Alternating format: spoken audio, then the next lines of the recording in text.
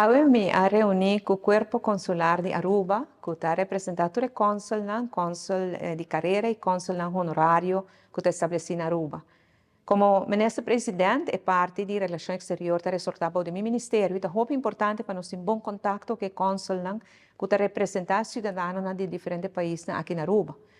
Perché nos certa hopi honesto e admitir que o desenvolvimento que nós temos na Aruba, o desenvolvimento econômico grande que nós temos agora aqui,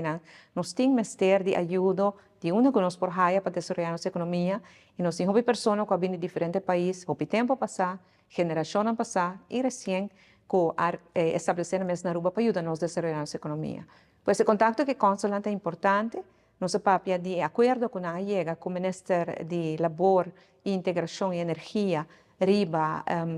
por chegar numa forma mais eficiente para processar e tramitar e permisso,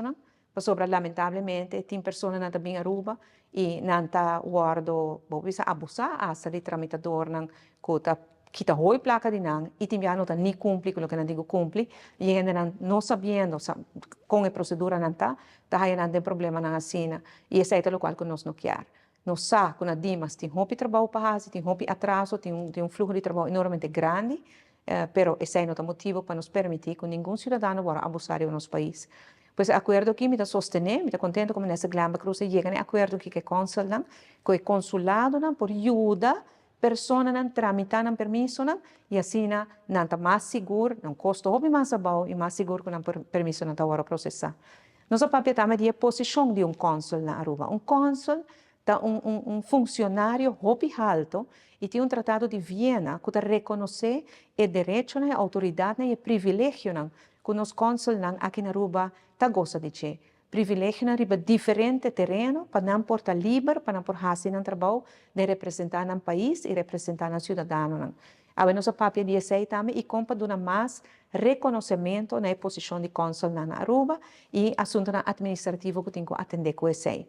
Recentemente também tive uma delegação do Ministério de Relações Exteriores de Holanda, na Aruba, na reunião com o cônsul também por trazer toda a preocupação adiante e me sinto que esse é trazer se que cônsul também incentivo, positivismo que também mira com a posição na Aruba para reconhecer, respeitar e principalmente apreciar. Eu tenho reunião aqui cada 3 lunas com o cônsul para assim nos por seguir trata todo tema que tem preocupação e de cidadãos de diferentes países que não representam.